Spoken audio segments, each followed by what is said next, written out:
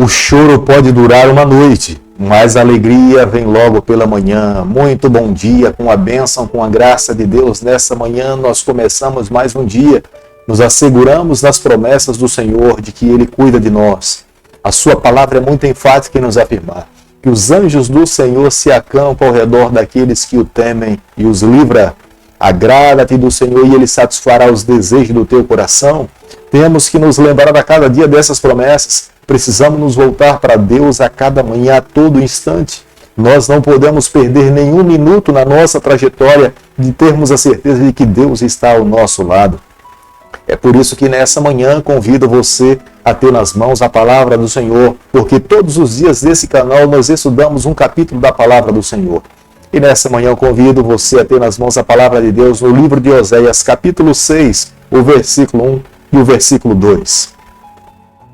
Vinde e tornemos para o Senhor, porque Ele nos despedaçou e nos sarará.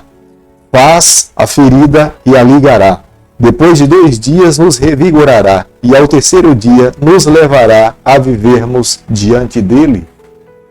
Querido amigo, nós não podemos em momento algum nos esquecermos de que nós, quando sofrermos, nós podemos nos voltar para os braços do nosso Pai e teremos um Pai com seus braços abertos para nos receber.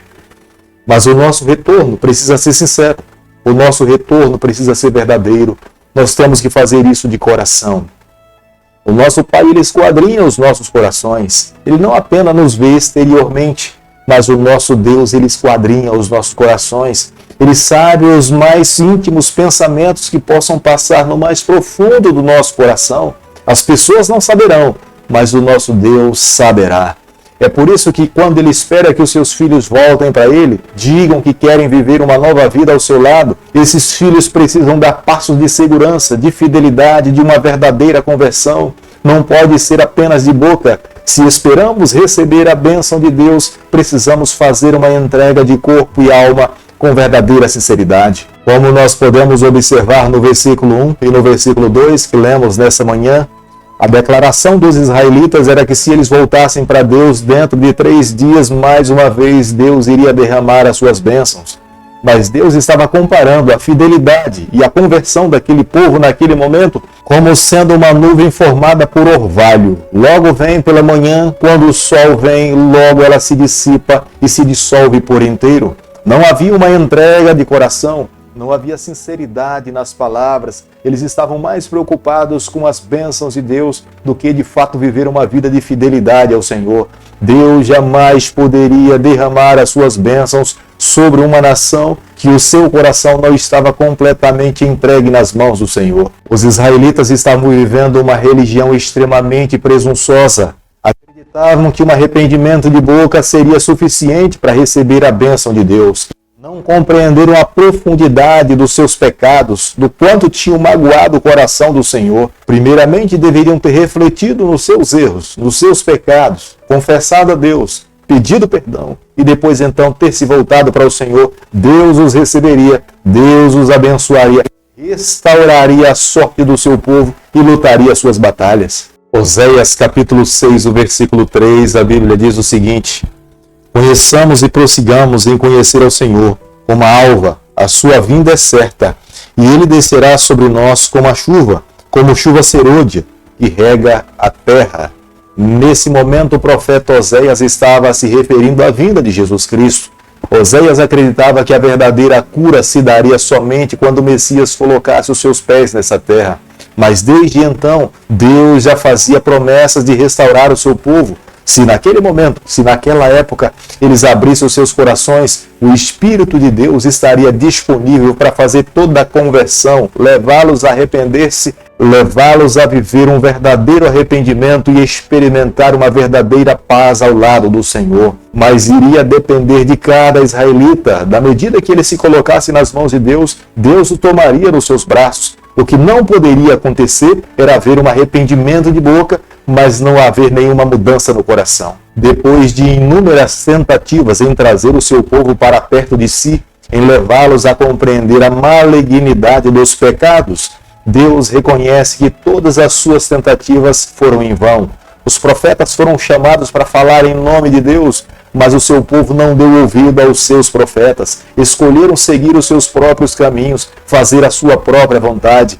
Embora Deus se manifestasse com todo poder e glória, e isso aconteceu no passado e estava acontecendo no presente, mas eles estavam dispostos a dar as costas para um Deus vivo e se curvarem diante dos deuses construídos por mãos humanas, adorado pela terra de Canaã. Deus tinha permitido que os seus próprios filhos fossem levados para o cativeiro babilônico. O objetivo final de Deus era salvar o seu povo. Deus não tem prazer no sofrimento, nem muito menos na morte de ninguém, mas Deus queria salvar uma nação.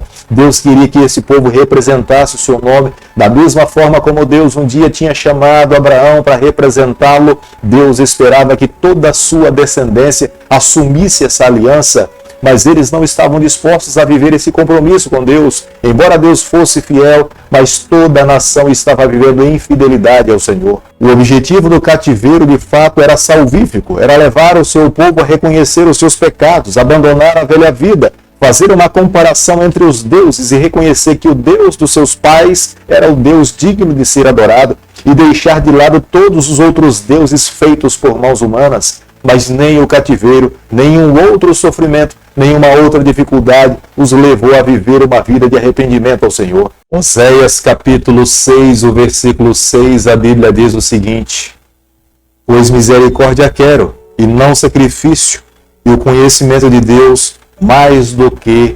holocaustos. Não é que Deus não queira ser adorado, Deus quer sim ser adorado. Foi Deus mesmo que estabeleceu o sistema de sacrifício no santuário terrestre. Foi Ele que convocou os sacerdotes, a tribo dos levitas, para lhe servir e oferecer sacrifícios, apontando tudo para o futuro, porque de fato o Filho de Deus, o Messias, faria por todos nós. Ele se tornou o Cordeiro de Deus para nos redimir dos nossos pecados. Mas a cada dia, quando os israelitas contemplavam e olhavam para o templo e viam um cordeirinho ser morto, eles deveriam se lembrar que no futuro seria o Filho de Deus que morreria morte de cruz, a morte mais cruel, para nos dar o direito da vida eterna. Mas oferecer sacrifícios sem que o seu coração entendesse e estivesse vivenciando aquela mensagem não faria nenhum sentido. E era isso que Deus estava falando. Não adianta vocês fazerem sacrifício, mas se o coração não está sendo sacrificado para viver uma vida fiel a mim.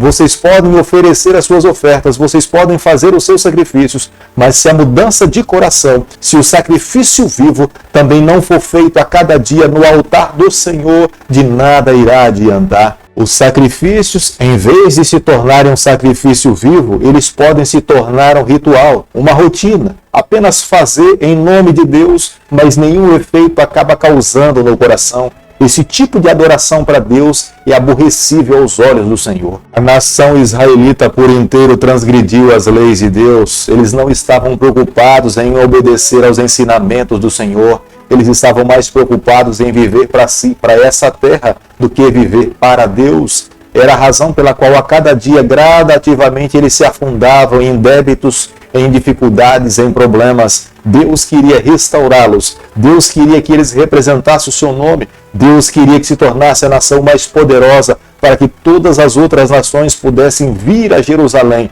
compreender a razão pela qual, de tamanha beleza, de tamanho poder, de tamanha riqueza. Mas quanto mais eles escolhiam viver longe do Senhor, mais frágeis, mais fracos, mais dificuldades eles acumulavam para si. Como nós podemos observar no versículo 8, Gileade era uma das tribos dos israelitas, do povo chamado por Deus para representar o seu nome aqui nessa terra. A tribo de Gileade foi uma das primeiras a ser levada pelos assírios, porque eles eram extremamente sanguinários. Eles foram considerados como sendo uma tribo assassina. Eles tiravam a vida de outras pessoas sem medir as consequências. Deus jamais poderia se agradar desse tipo de comportamento por parte do seu povo.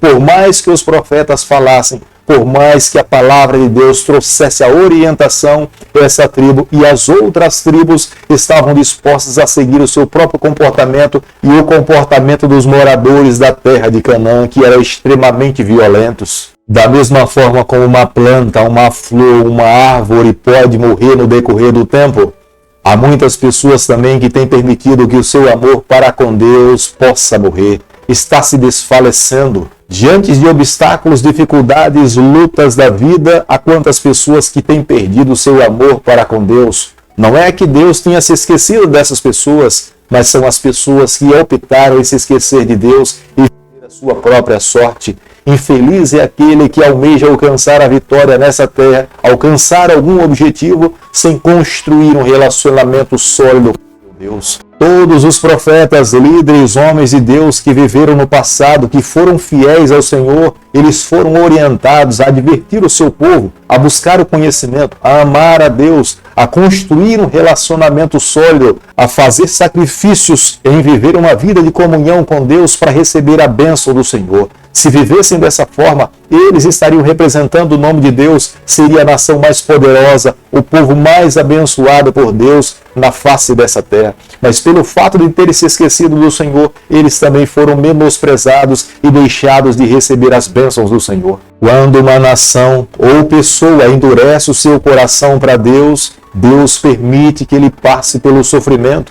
É a forma de Deus disciplinar o seu povo, é a forma de Deus amolecer o coração, é a didática divina de ensinar que somente Deus é soberano sobre essa terra.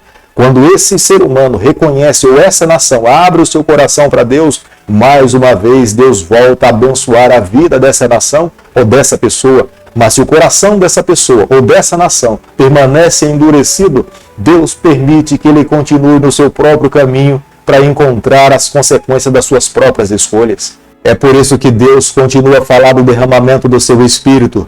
Ele esperava que através do derramamento do seu Espírito houvesse verdadeira mudança, houvesse verdadeira transformação. Deus olhava para o futuro e almejava, e com a bênção de Deus, do Espírito Santo, corações fossem transformados, vidas transformadas, e essa nação mais uma vez voltasse a viver em fidelidade ao Senhor. Por isso, amigo, nos dias em que nós nos encontramos, nós não podemos nos esquecer nenhum dia de nos voltarmos para o Senhor, clamarmos por Ele, pedirmos a bênção do Espírito sobre a nossa vida, para que o nosso coração a cada dia se torne sensível para entendermos, para obedecermos e vivermos em fidelidade ao Senhor. Querido Pai, em Tuas mãos, nessa manhã nós nos colocamos. Queremos viver exclusivamente para o Senhor. Toma o nosso coração. Perdoa os nossos pecados, nos dê a graça de vivermos em fidelidade a Ti, é o nosso pedido e a nossa oração, e o fazemos em nome de Jesus. Que o Senhor te abençoe e te guarde, que Ele faça resplandecer o seu rosto sobre você, que Ele tenha misericórdia de você, que sobre você nessa manhã Ele levante o seu rosto e conceda a sua paz, em nome de Jesus. Amém.